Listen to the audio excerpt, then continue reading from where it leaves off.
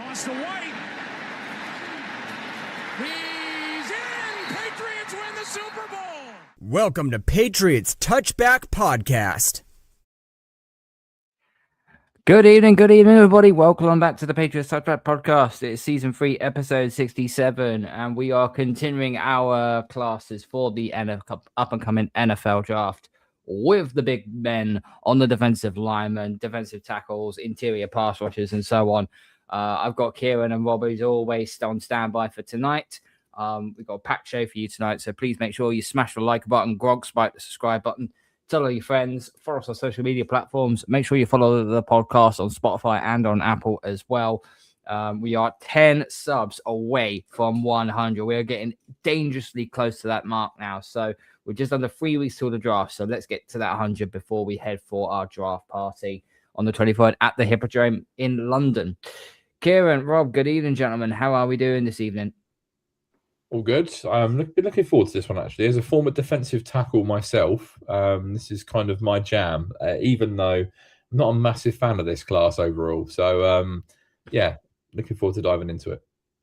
I'll be very frank. Defensive tackle has not been the position I've been looking at mostly all season. However, we are not in desperate need of a defensive tackle, but losing Khyris Tonga is a bit of a loss for us. So looking at a replacement for him would be ideal. Rob, how have you been? How has your weekend been? How was your trip to Wales, by the way? Yeah, interesting one. So I wasn't really expecting to be here this evening. I was planning on still being in Wales. We went down on Thursday night. The plan was to stay until Tuesday next week. However, we ended up coming back yesterday because there was 60-mile-an-hour winds forecast for exactly where we were supposed to be camping. And me and my mate both sort of looked at each other and said, you know what, we don't really fancy that. So we ended up coming home early. We had a great time whilst we were there. We climbed a mountain in Brecon Beacons. There was absolutely no view from the top whatsoever. It was just fog. And it was incredibly windy, cold and rainy. But overall, a good time was had. We'll go back in summer and redo it, hopefully in some better weather. So, yeah, an unexpected return this evening, which I suppose is quite appropriate for Easter Sunday. Not that I claim to have any sort of, messianic powers, but, there is one, similarity. Unexpected return today for you guys. Yeah, the wind down in the south has not been particularly great down on my side of things as well. Yeah. Oh, and I've also had a leak. I need a new stopcock now, which is pretty bad, if I'm honest with you. So yeah, and no one's coming out on Easter Sunday because you're either too pissed or they charge you fucking triple the rate to come out just to have a look at it. So some coming out tomorrow, and they get it sorted. Hopefully, have my water back on. It's never good fun when you ain't got no water. But anyway, enough of me and my really bad leakage. Let's talk about the defensive tackle class for the upcoming NFL draft. Don't snig on Bob. Kieren, this is your domain, as you said. The class isn't looking that particularly great, if I want to. There are some high-end talent, but there's also some prospects which we're not quite 100% sure of. But we're going to start off with probably the number one coming off the defensive line. That's that's on my board at least. That's Peter Woods out of Clemson. 6'2", 298 pounds. He's a junior. I try not to look at the 40 too much because he is a defensive tackle after all. It's more a case of, his strength and that. Although his 10-yard split was a 1.67, which is not bad. Actually, means he could get out of his blocks fairly quickly. He ran the 40 well, 4.74. But his broad jump was weak. His hands and arms are a little bit on the short side. He's 298 pounds, which is a good size for a defensive lineman. At least probably more like a Jalen Redmond type of comparison for me regarding that. What about Peter Woods? Let's start with Peter Woods. So what have you made of him? What's your Well, I think everyone's going to have their top five and their board in a completely different order. So Woods for me is number 3. I think he falls into the category of more of an interior pass rusher than a traditional kind of rounded defensive tackle run stopper. I think the comparison to Jalen Redmond actually is quite a good one. I think in terms of the size, I think that's pretty spot on as an undersized defensive tackle. So with Peter Woods, my evaluation has just gone down off my page here. He has great athleticism, fantastic first step quickness. He's disruptive along the interior, converts speed to power very well, and has a heavy first punch. He's got a relentless motor. You can line him up as kind of a traditional 3-tech defensive tackle, but you can also line him up as a defensive end. Clemson have kind of deployed him all over the formation. Say he's more like of a typical like pocket collapser than a pure pass rusher. Like he's still developing in terms of his actual pass rush move set. But I think if you're looking for someone to give you a bit of disruption up the middle, then I think Peter Woods can give you that. I don't think he's going to be like an all-world interior rusher. It's crazy to say this, right? But I don't think he's going to be a Milton Williams, and nobody would have said when Milton Williams was coming out that he was going to be, one of the best interior defensive linemen in the league.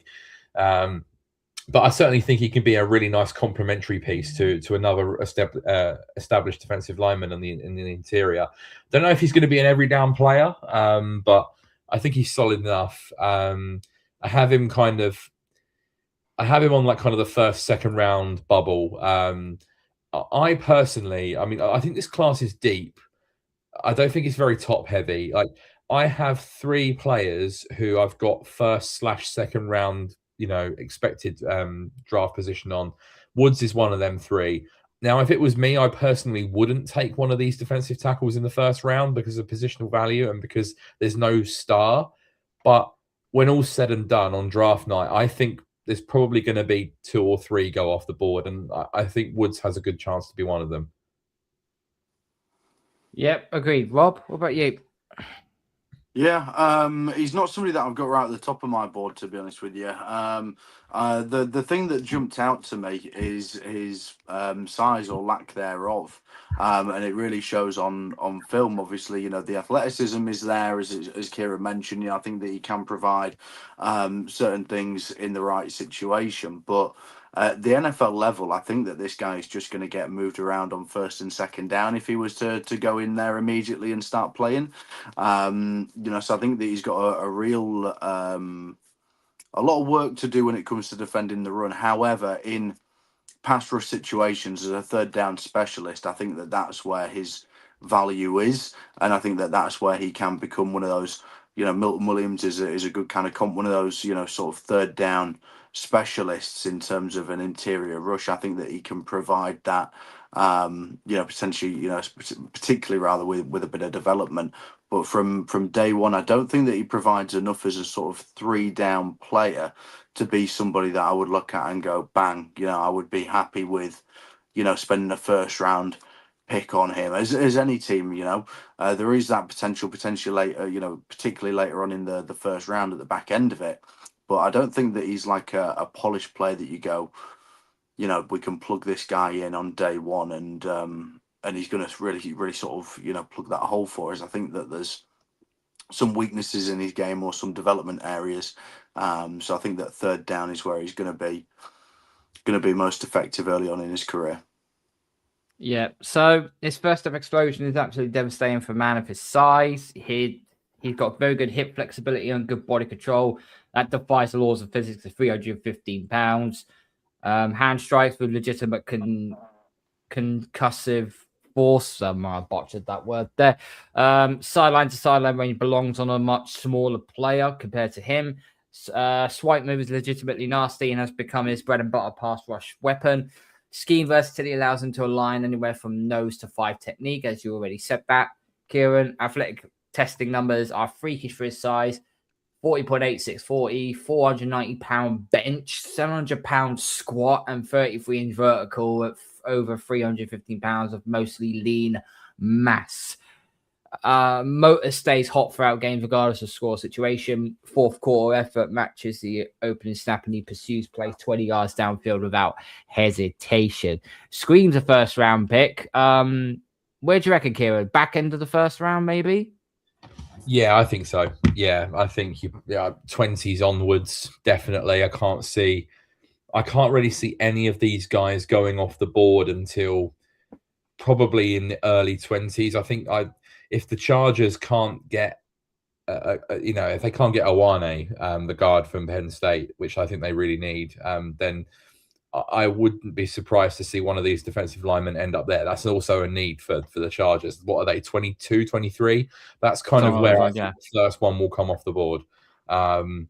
So, yeah, I think kind of from that onwards, as I said, I think 2 or 3 of these guys are likely going to come off the board. I think Houston might be interested in one of these as well.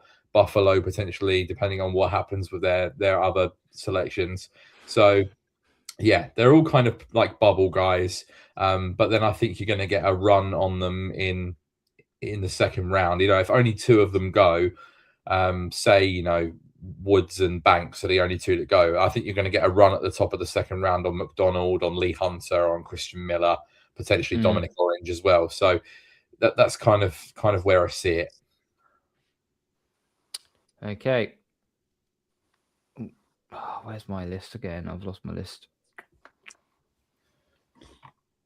Okay.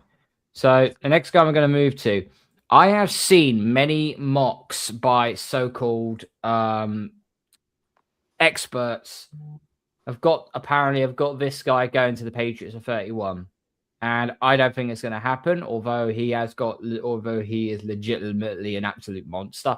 Caden McDonald, defensive tackle out of Ohio State. 6'2", weight 326, so he's absolutely perfect for his size as a nose tackle. Hands a little bit on the small size, 45.15. That's average. He has good arm length as well. Reminds a little bit of like Kenneth Grant, maybe Jordan Phillips a little bit with the comparisons. I saw a couple of people suggesting he's like Vince Wilfork.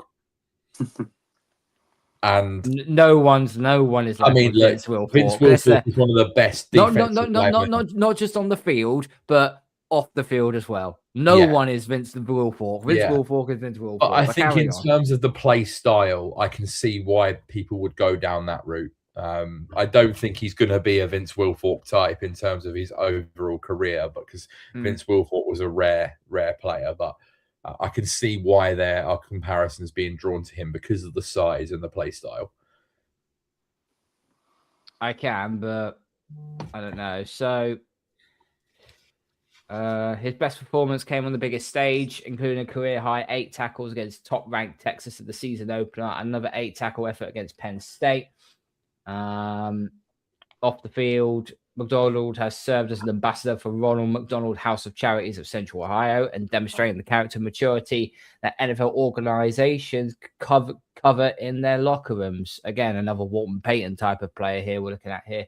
So I'm just looking at his statistics now. His stat line told a story: 65 tackles, 8 for a loss, 3 sacks, and 2 forced fumbles across another dominant Ohio State campaign.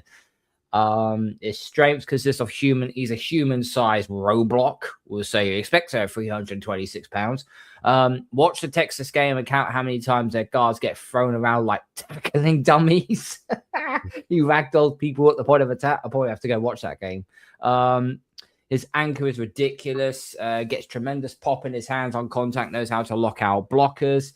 Way more athletic than the stopwatch says. Even when he gets caught in a bad spot, his combination of strength and quick feet lets him recover and still blows up plays near the line. Finds the football. He has a nose for the ball through all that trash at the line and does not just eat blocks for the sake of eating blocks. He also won a natty and showed up in the biggest games, 8 tackles against Texas, 8 more against Penn State. The moment was not too big for him.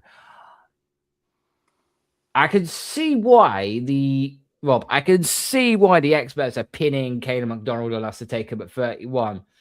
But if we'd have lost Christian Barmore, I could probably have gone, yeah, I can understand where you're going with that one. But since we are not losing Christian Barmore because the charges have been dropped, it feels more like a commodity, an added commodity, rather than something that we actually need. Does that make sense? Yeah, I totally agree. When Barmore and Williams are both healthy, it's arguably one of the better defensive tackle combinations that you're going to find anywhere in the NFL. And I don't think that there's really a whole lot of justification for using such a valuable asset like the 31st overall pick on a position that's one of the more, sort of complete areas of the roster at the moment. It's one of the areas that you have the least concerns about, I would say. Yes, I feel like we need to add somebody to replace Khyris Tonga, but it's quite a specific role that Khyris Tonga was filling for us on the defensive side of the ball. We could do to add a run stuff in defender. However, spending that 31st overall pick on that position when we've got needs at edge, wide receiver, tackle, we've covered all of these. I don't really see the justification for it. I think that it's something that you're able to find later on in the draft. You've got the ability to find run stuff in defensive tackles later on, on day 3 of the draft, and allocate that more valuable resource to positions with more value. Like I've just mentioned, I like Caden McDonald overall as a player. It's really close between him and Caleb Banks for me as to who's first over, first top of the class in this group. And it's really sort of like a question of flavor, I think, because they're a little bit different in terms of their play styles for me. Caden McDonald, he looks absolutely massive on film. His strength and just his his overall size really shows up for me. And you talked about him dragging players down. That's exactly what he has the ability to do. He can grab hold of somebody, fall to the ground, and there's no chance of a ball carrier getting away from him. He's also got like these really strong bear-like paws that he can just, if he gets a hand on somebody, he can spin them round, stop them in their tracks. So I think that he can be a really valuable player against the run early on. He's not going to sort of travel particularly far. From play to play. I don't think he's going to be, you're not going to see him across on the sideline very much, like some of the more athletic defensive tackles that we mentioned. But this guy, I think, can come in, can provide something fairly early. And so I think he's a really good option. I can see him having that end of the first round value, but just not for us. It's not a position that we need. No. So he has got some weaknesses on his side. So those arms are shorter than you would like. His pass rush right now is basically ball rush or bust. He kind of stands there looking for something else to do if it doesn't work. He gets caught guessing against combo blocks at times. He has a bad habit of popping out of his stance and getting narrow with his base. Good offensive lines will see that and wash him out of the play. And obviously, his motor runs a tiny bit cold on passing downs. If his first move gets stuffed, you will see him take a play off instead of fighting through the whistle.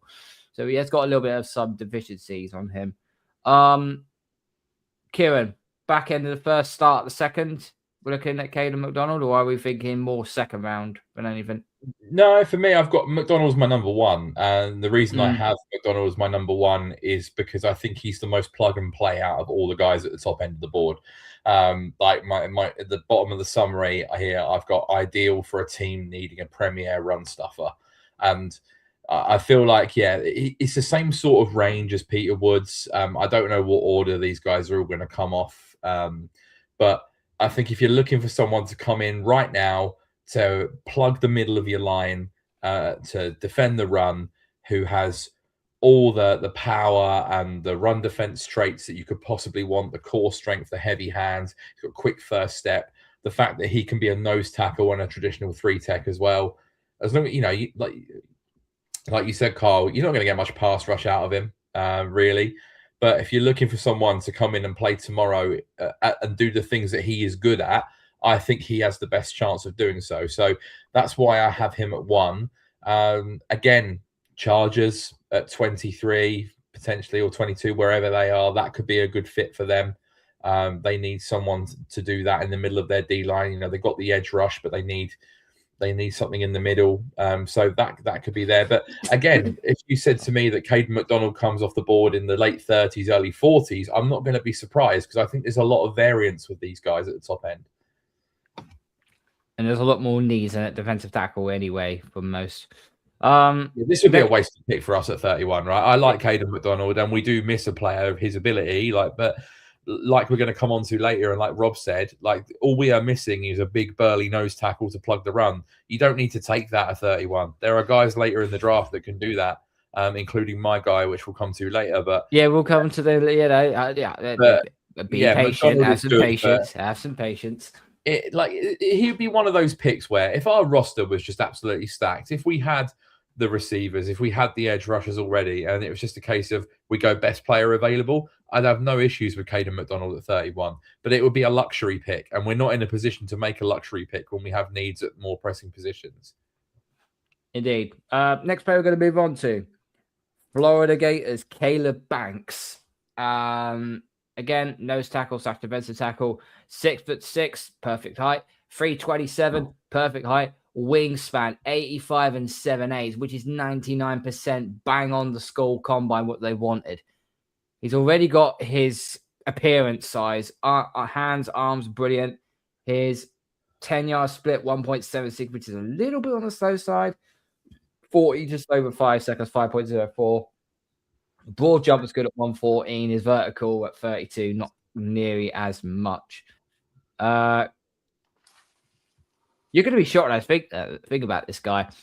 He reminds a little bit of Leonard Taylor. The guy that we've got on the team now. Well, I've got on the team now, yeah. I know that's a heck of a bad comparison, but his traits there are just absolutely unbelievable with his height, his weight, span length, absolutely perfect. Let's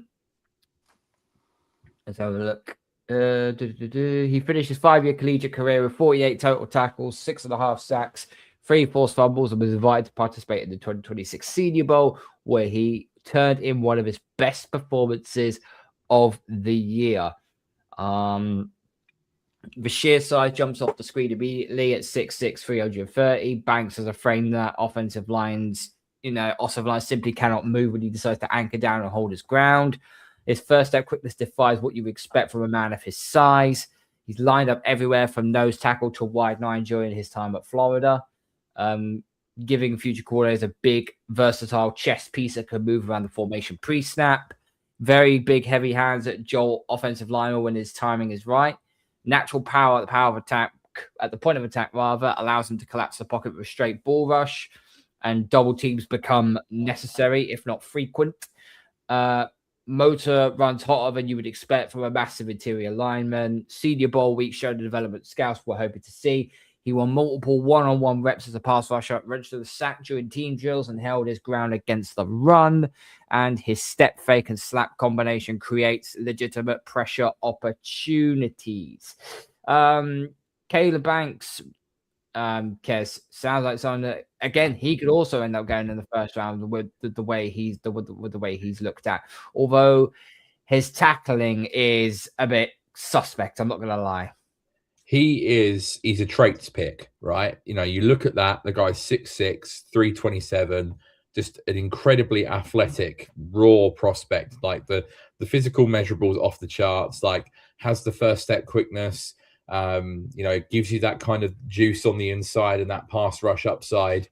Plays with heavy hands, a high motor guy, and is someone that's going to try and get upfield and get in the backfield. He's still developing. I've got here like by no means the finished article.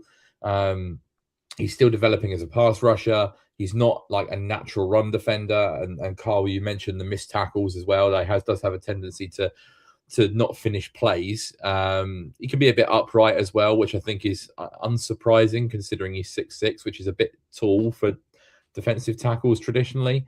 I think the thing as well, like he didn't play much last season. I think he only played 3 games last year due to injury. So he's someone who is probably the most like boom or bust prospect at the top here because, like, he could be anything. He could go on to be an absolute, like, huge disrupting, I can't speak today. Hugely disruptive interior pass rusher, again, like a Milton Williams. Someone that's going to cause a lot of problems on the inside and get a lot of sacks, but he also could be a bust, right? I think there's a lot of uncertainty about Caleb Banks. I think ultimately a team is gonna look at the upside and the physical measurables and take a chance on that. He's certainly got a lot of appeal, but yeah, he is a risk. But if that risk pays off, it could be great. Again, he's my number 2. In that same range with McDonald and Woods. If it was me, I wouldn't take the gamble in round 1, but I think some team ultimately will. I think Houston might be a good fit for him. You see about that defensive line. They've got the unbelievable pass rush off the edge with Anderson and Hunter. They had Togi on the inside last year. Can't remember the other guy that they had there. Names escape me. But if you put Caleb Banks into that rotation with the way that team plays, is an overly aggressive front that likes to get up the field and get off the ball and send the house, I think Banks would be a great fit there for Houston. So that's somewhere I could see him going. You talk about tackling. This technique will frustrate NFL coaches. Too many arm tackles and poor finishing against angles explain why his tackling numbers, they've never matched his physical tools in college. His production as well has been inconsistent for a player with much visibility. He disappears for stretches, and his sack totals have reflected the dominance, of his size, suggests it's possible. And his processing can be a bit slow at times against misdirection screens. So, developmental piece, probably good for Houston. Rob, would you say? Yeah, I totally agree. He's a situational pass rusher for me. Again, he doesn't really have the size, that I would look for in terms of his ability to plug and play day one on early downs in the NFL. I think that he's going to get moved around a little bit in the run game. However, I do think that he's got that ability to come in on third down and present something. So as part of a rotation, I think that could be a really useful fit for him early on. The guy that he reminded me of when I watched tape, and it's not quite exactly the same in terms of height and weight and stuff, but Ed Oliver from the Buffalo Bills, in terms of that little bit of an undersized interior pass rusher. So I don't think that he's, particularly, as mentioned, well-rounded player, but the upside is there. So if you're a team that already has maybe a couple of established guys on the inside of your defensive line, and this is somebody that you can bring in, maybe with a more experienced player over the top of him that's already starting, for a little bit of tutelage. The traits are off the scale, and if you can take this sort of raw prospect and turn him into something at that height and weight, it can potentially be a real weapon that you're getting yourself on the inside of your defensive line. So yeah, I like him, but it is a risk. It's certainly not a guarantee taking him. No, it's not a guarantee taking him, not especially not in our position anyway. But for someone like Houston, that will probably be a good fit. Also, as well, him learning under the wings of freaking Daniil Hunter and Will Anderson Jr. I mean, I think as well, we spoke about like how Caden McDonald would be a bit of a luxury pick for us, right? Because of what we're looking for, but we have other needs. But Houston are pretty stacked in most positions, right? The issue for them last year was O-line and running back. Well, they've put a lot of emphasis into that O-line this offseason, and they've got a new running back in David Montgomery. They're pretty good at receiver. Defense is elite. So there's no real obvious position for them to go. So this is where a Banks is a good fit, because it's a luxury pick, they can afford to take a risk on someone like that, because it's not going to be like they need him to play right away. He can be that rotational, situational pass rusher. So that's why I think that makes a lot of sense for them. So we'll see. Upside's great, but far from a sure thing, I think. Yeah. Next person we're going to move into, Lee Hunter out of Texas Tech.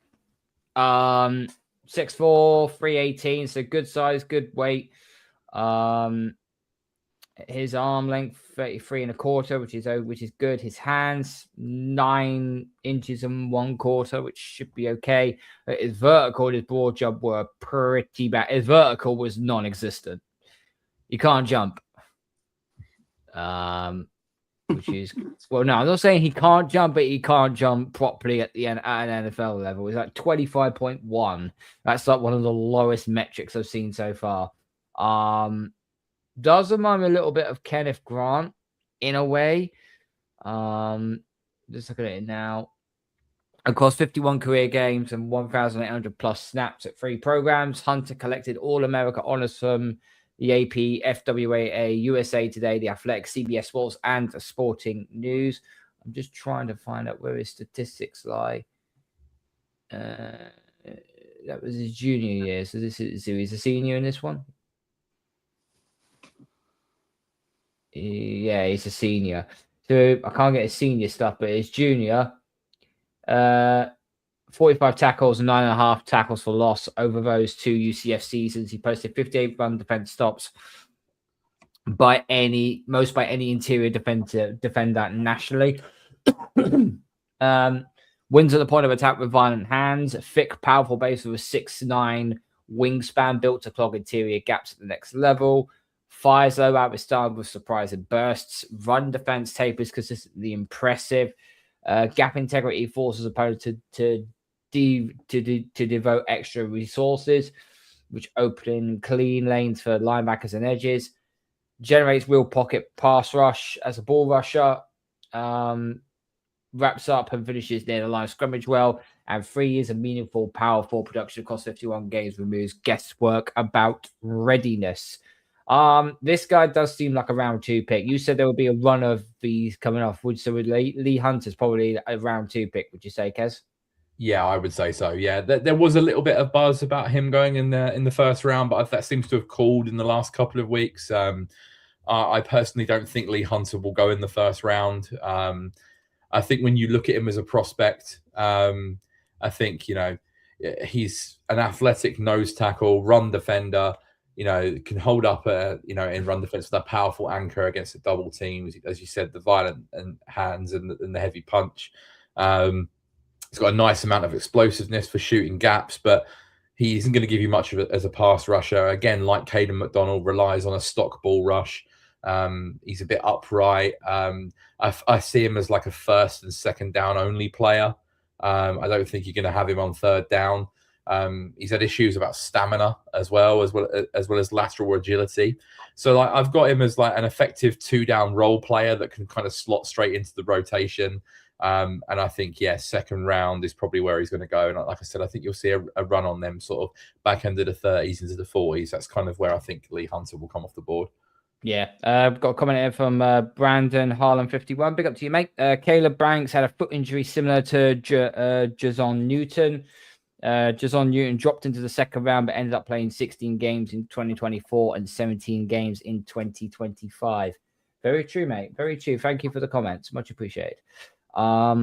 Rob, what did you make of Lee Hunter? He has got some weaknesses, though. He gets tall when fatigue sets in, losing pad level, letting linemen get underneath him. His pass rush is essentially one move deep, which is basically ball rush only. So he needs to have a little bit more variant about himself. Lacks lateral quickness at the long speed. Effort visibly drops on, plays away from his gaps. And stiff hips and limited bend make him vulnerable on line game and twist packages. He does this, again, a little bit like Caleb Banks here. Sounds more like a developmental player, but with a little bit more of a lower ceiling, shall we say. Yeah, I mean, I think ultimately he's pretty good at what he's good at, and he's not very good at what he's not good at. I know that sounds a little bit simplistic, but this is like a massive human being whose primary job is to stop the run, and he's pretty good at that. You can't expect him, to ask him, to provide you, a whole lot in terms of the pass rush. That's just not what this guy really does. And so I think that he's a pretty decent player. I don't think he's as strong or as good as Caden McDonald. I would have him higher up my board. And I think McDonald's is just that little bit more versatile. So I think Lee Hunter, he's a big human being, and he's going to do a pretty good job, on first and second down, stopping the run. He's surprisingly athletic. He's got these like long, strong arms, that he could use to get hands on the ball carrier, but he's just not going to provide you much in terms of a pass rush. And ultimately, we talk about positional value, and we're talking about a premium draft pick here, the first round, top 32, whether it's us or whether it's somebody else at the bottom of the third round, at the bottom of the first round. Can you really justify using a pick of that sort of value on a player that you probably aren't going to want on the field on the most important down in football, third down? And I think that we talk about bringing in players who can contribute in, situations and kind of, make plays at the right time. And, this just isn't the kind of player that I think that there's a whole lot of value in. And do you know what? There's some really good defensive tackles in the NFL. And, some of those bigger guys, provide loads of value, whether it's someone like Vita Vea or Dexter Lawrence, who are both massive human beings and who you do want on third down.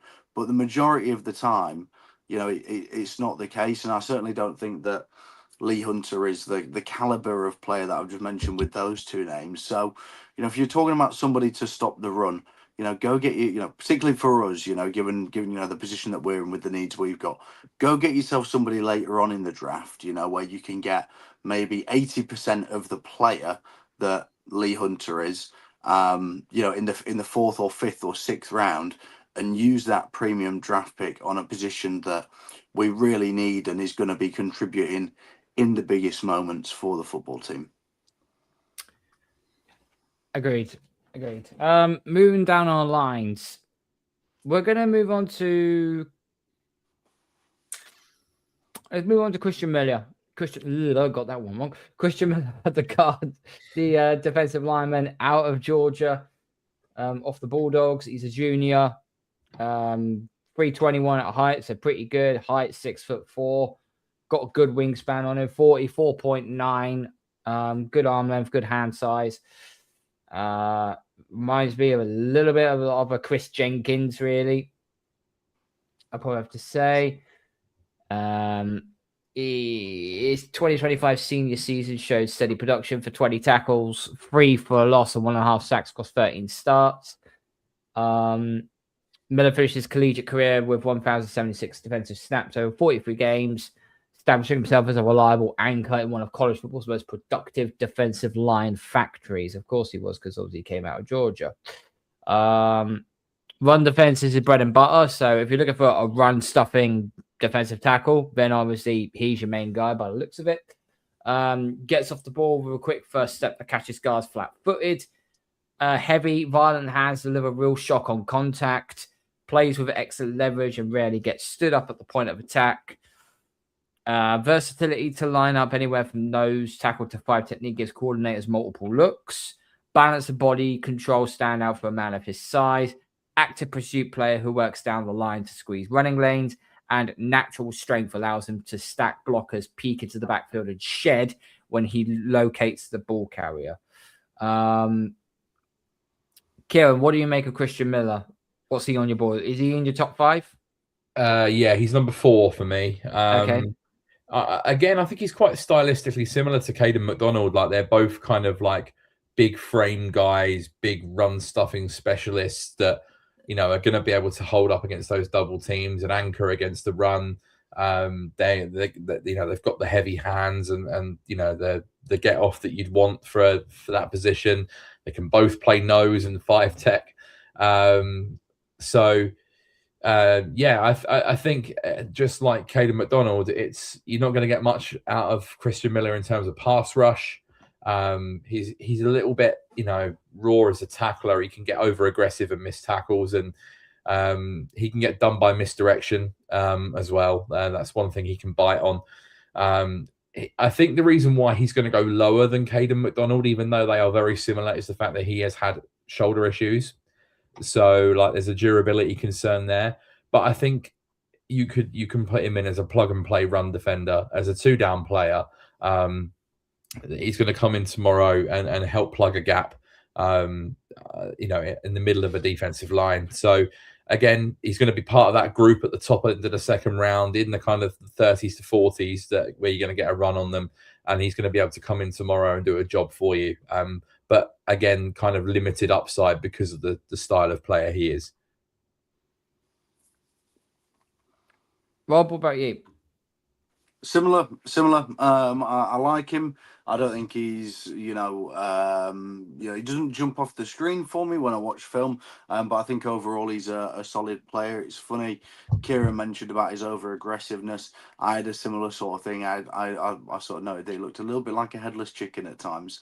And yeah, just raw and unpolished in terms of his overall technique. So I do think there's a little bit of potential there given the right situation. He's pretty quick for his size. His motor runs pretty high for me from what I've seen. So I think that he's a pretty good player. Again, the kind of player that you want to bring in as probably some kind of like rotational piece, really. Rather than being like a full-time starter from day one. But I think he's got the potential to go on to be a fairly decent player. I just don't think he's going to blow anybody away. He certainly doesn't, blow me away in terms of his ability on film. So yeah, I could see him somewhere in that second round range, going to a team and sort of, growing into a role over the course of his rookie season and beyond. So yeah, pretty decent player, but nothing special. Sorry, I lost my bearings here. Where are we? There's a bit of a theme developing, right? In terms of these guys are pretty solid, pretty good at what they do, but nothing special. And I think that is the epitome of the class, to be honest. It is. You're going to find role players here, but you're not going to find a megastar. You're not going to find an Aaron Donald in this class. Like, it just isn't there. So yeah, it depends kind of what you're looking for. But yeah, it's deep in certain areas, but just there's no real standouts at the top that warrant going at the top end of the draft. Not really. Right, we're not going to delay this any longer because you've been waiting extremely flipping patiently to have this guy up. So even though he is a day 3 pick, and he probably will be a day 3 pick, correct. The floor is yours, Tim Kieren. Go. Yeah. Okay, so we need a Tonga replacement, right? So if you look at the state of our defensive line at the moment, we're pretty deep at defensive tackle. Barmore and Williams are going to be the main two. We have Durden in there. We drafted Josh Farmer last year in the 4th round. We have Leonard Taylor. We have Eric Gregory, and I'm pretty sure Jeremiah Farms is still kicking about somewhere on the practice squad. So in terms of the overall depth of the position, it's pretty good, but we don't have anyone in that group that is a natural nose tackle that's going to be a run stuffing, big guy that's going to clog some gaps. And that is the role that Tonga played so well last year for us. So in terms of replacing that later in the draft, the best fit for me, and there are other guys, which I'll come on to later, but the best fit for me is Tim Kieren III out of Alabama. And he is... What's that old advert they used to have? Ron Seal. He says what it does. It does what it says on the tin. That is basically what you get out of Tim Kieren. He's just a big, thick-framed nose tackle that is a space eater. He's got a powerful anchor, generates natural leverage and powerful hands. He's really good with his gap discipline.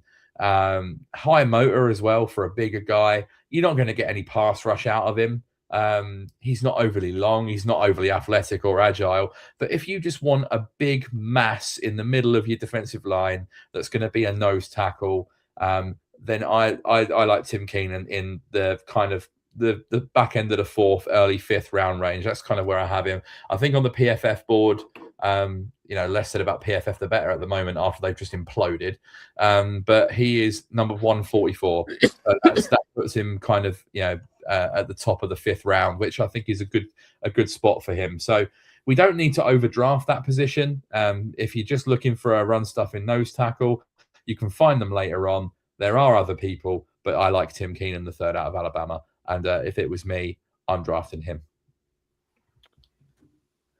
Yeah, listen, I've had to go a little bit more of a deep dive on him to see what he's capable of. But his combine metrics were not good, excluding his weight. No. His weight was 327. Everything else was just bad. Height 6'1", that's short. Hands small. Arms small. 10-yard, not great. 40-yard, definitely not great. Broad jump was 100, not great. His vertical was 30. Okay, that's average. His bench was terrible, 21, which is bottom 13% of the percentage, and the wingspan not that big either. This is a day 3 pick written all over it. But if he's just there to simply just plug up the middle of the field and cause problems for the center, then I'd take a flyer on him. I would. What about you? Khyris Tonga was a late round pick, right? So, and he made a career out of being a very specific player with a very specific skill set, and it's done well for him, across a couple of different teams. I think he was with Minnesota first, and then obviously came across a couple of different teams. Came to us, had a great impact on our Super Bowl run, and now he's just got paid $7 million a year to go to Kansas City. So those guys can come in and be role players and do a job and make a good career out of it. But that is all Tim Kieren would be coming in to do. So you think you have to understand that, and that's why you don't overdraft it. So that's why I like him there. I'll mention some other names in the same sort of range. Darrell Jackson Jr. from Florida State, Dante Corleone, aka the Godfather, which is a fantastic name. I'm glad that they definitely named him Dante deliberately, right? His last name's Corleone. Yeah, Corleone. It was so obvious, but that's a fantastic name. The Godfather. I think his parents would have been his parents would have done a disservice if they hadn't done that. Yeah. And then the other one, who is a bit bigger in terms of height, is DeMonte Capehart from Clemson. These are all day 3 nose tackles for me, that can come in and do a job. I think if you're looking at big citrus, Dominic Orange, he's going to go probably a bit too high for when you probably want to draft this position. I wouldn't touch this until day 3 of the draft. And I think Dominic Orange is going to go off the board probably at the back end of the 2nd, early 3rd round. So he's going to be probably out of our range. So, yeah, Keenan would be my first choice. And then, but if you don't get him, if you can get one of Jackson, Corleone, or Capehart to fill the gap, then that's what I like. Obviously, there are other defensive tackles that people like, but I don't see them necessarily as fits for the role we need them to play. So, yeah, everybody get on board with the Tim Kieren hype train. What about you, Rob? Yeah, not a bad word to say about him, really. I've watched a little bit of film following Kieran's. You kind of fell in love with him a couple of weeks ago now, I think. And yeah, watched a little bit of film and love what you see. Like you say, he absolutely just does his job, and his job is to stop the run, and that's exactly what he's going to do. There's no sort of fancy messing about. He's not. We mentioned talking about linebackers. I think we were talking about Josiah Trotter and talking about like an old school player, and that's exactly what this guy is. There's no sort of frills or anything fancy. It's just he's going to come in and he's going to be reliable in terms of doing that job, and that's exactly the need that the New England Patriots have at the moment. We talked about like that positional value, and when there's not those top players at the top of the draft, the difference in the ability between the guys at the bottom of the 1st and then later on in the draft isn't that huge. Obviously, there is a difference. That's why some guys are day 1 guys, some guys are day 2, and some guys are day 3. But you can find somebody who's a run stuffing defensive tackle who, like I say, is 70-80% of the player of what you're going to be getting if you're drafting somebody in the top 50, of the draft. And so when we've got the depth that we've got at defensive tackle, why would you go out and spend, a premium pick on that position when you can fill the more important needs that we've got early on in the draft and, still get yourself a player in day 3, who can come in and fill the hole that we've got, which is just to be a first down guy, really. And Tim Kieren certainly fits the bill. Athletic for his size, really strong. Comes from Alabama, so you expect that he's going to be a smart football player, good coaching, be able to fit in, with the rest of the guys in that room. So I think it'd be a great move. And I'm not the only one banging the drum for him either. Formerly of PFF, Trevor Sycamore was on a podcast the other day where he was saying that he's banging the drum for the Falcons to take Tim Keenan because they are currently playing undersized 3-tech Rook Orororo, who is a interior pass rusher. They have been playing him at nose tackle, and he has been getting his absolute ass kicked because he's not the right size or skill set to play nose. So saying like, get the Falcons Tim Keenan because it will not only sort that problem out, but it will also free up Orororo to go and do the things he's actually good at. So yeah, I think teams are going to be quite keen on Keenan in the kind of 5th round if you're looking for a nose in particular. So that's where I want to go. So I'll throw another one out there just for the last one. Xavier Harris, defensive tackle out of Ole Miss. Now, correct me if I'm wrong. You spoke this in the green and said this is one of your bizarre picks. So I've just seen it now. Height 6'8", weight 330, arm length 34 and 5/8. That basically means he has arm as long as days. Good hand size. It is 40 is quite slow, but holy smoke, this guy is a behemoth. I encourage anyone once you finish watching this to go and watch Xavier Harris tape because it will provide you with some good entertainment. Because like this, I literally on my sheet of paper here, which I've got prepared for the show, I have my top 5, I have my nose tackles, I have my interior pass rushers, I have rotational run defenders, and then I just have bizarre with Harris underneath it. So because he looks like a left tackle playing defensive line, like he's way too tall to play the position. He has absolutely no get off whatsoever. He kind of just like plods forward with these massive tree trunk arms and wraps up ball carriers.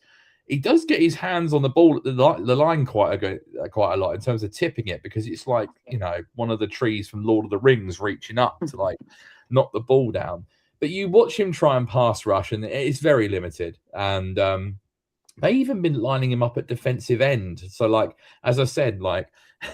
When I said he looks like a left tackle playing defensive line, he looks like a left tackle playing up against left tackles, which is very funny to watch. So someone's basically said apparently his comparison, if he was to make it to the top, right to the top, is Calais Campbell. That's basically. I mean, Calais Campbell's a big interior pass rusher, like bit too tall, but Calais Campbell's had a phenomenal career. So. Yeah, I don't know if he's going to be Calais Campbell. I think that's shooting for the stars a little bit. But yeah, just watch a few of these clips because I'm just going to sort it out now, not video quality. Honestly, yeah. Playback speed. I'll try and slow it down so it's fine. You're going to slow down a guy with no get off. Cool, you're going to do it for service. It's like trying to slow down the motion of a fucking tortoise. Anyway, is it? At the size of that guy. Yeah. See, incoming again. Oh, Jesus. He just literally ragdolls the quarterback to the ground. And again, this time he's at the center. And again, if you can just see on these clips here, I appreciate for anyone listening on audio. Yeah, it's not great. Yeah. But for a guy who's 6'8", 330, he doesn't like ball rush the guards back ever. They don't get knocked off balance. They seem to like absorb his power quite easily. He's 1-on-1 with the center there, and like the quarterback still gets the playoff. Like you'd want him to just be an absolute powerhouse, but he just doesn't play like that. There you go. So he's just wrapped up the center already. And then this is him. This time he's lined up alongside the right guard and the tackle. And it still takes 3 of them to collaborate, and he still manages to get out and find and sack the quarterback. And again, going after the left guard this time. Push straight into the quarterback. The pass protection is not too bad there because he's not broken through. No, but you got a 6'8", 330-pound flipping behemoth This is coming what I at mean. you. If I wanna- All he does is pushes him. All he does is just pushes him into the quarterback's lap. he's just a pocket That's all he pusher. does. That's basically He's a all pocket he is. pusher. A pocket pusher. Yeah. He looks out of place, doesn't he? You know, he Yeah. looks Does like, look he looks like all of the defensive ends were injured and they turned around and went, right, can anybody sort of go in for a play? And he stuck his hand up, you know. It's like He's got putting all the- it's like putting Kartowski for fucking the longest yard in there. He's got all of the maneuverability of a bendy bus. You know, he's like this 6'8" guy, and it's just ridiculous. But Carl, you're a wrestling fan, right? Like Yeah. myself, right? This just reminds me of watching Omos in the ring.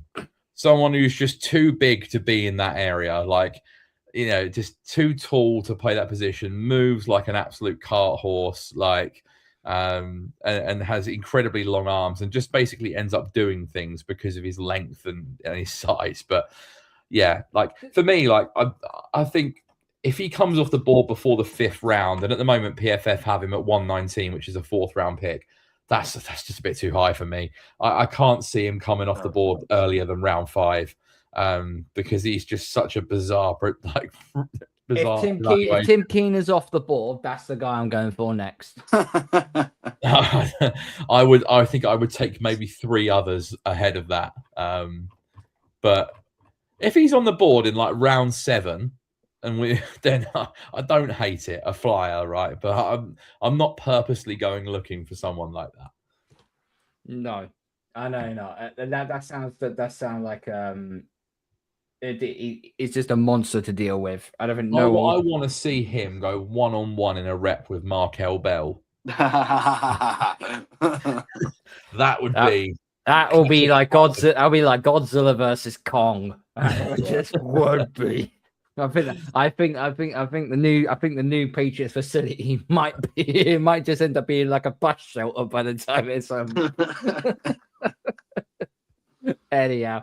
Okay. I think we can agree our favorite defensive tackle that we want is Tim Keenan, correct? Yeah, I think that's the best fit. But like I said, you know, if you end up with a Cape Hart or the Godfather, then I think you've done all right there as well. I'll mention a couple of other names just that we haven't touched on. They're not fits for us, but you know, just to touch on them anyway. You got Grayson Holton from Oklahoma, Caleb Proctor, not Caden Proctor, Caleb Proctor from Southeastern Louisiana, Skylar Gill Howard from Texas A&M, and Zane Durant from Penn State. I've got them as all like undersized interior pass rushers. I think they're all going to. I think Holton will come off the board in round 3, but I think the others probably kind of 4th round onwards. And then if you're looking for a rotational run defender that aren't typically nose tackles, then I think Benny from Michigan, McClellan from Missouri, and Regis from Texas A&M are fits there. Also said Gil Howard was Texas A&M, is Texas Tech. So yeah, I think depending on what teams want, there's an array of players, but the Patriots need a big nose. So your options are at the latter stages of the draft are a bit limited, because you're not taking a McDonald or a Miller that high. Just be a waste. No, you're not. You're definitely not. Okay, that's our defensive tackle class over and done with. Starting from Wednesday, we will start with the secondary. We're going to move on to safety, and then on that following weekend, we will move to corner. Then we'll finish off with the last. Let's just call it what it is. The last 2 pools, the last 2 classes, which are nothing really to do with us, but we've got to do it anyway, which is quarterbacks and running backs. That is basically what we're left with. And we'll have that ready. And then the fun really does begin then with the mock drafts of what we're going to do. So it's all going to be fun and games for that. Thank you to Kieren. Thank you to Rob. Thank you to everyone who's been watching. Thank you to everyone who's been listening. Smash the like button on the way out. Go on, spike the subscribe button. Tell all your friends. Follow us on social media platforms. Make sure you follow the podcast on Spotify and on Apple as well. We will be back on Wednesday for the draft class of the safeties. So from all of us here, good night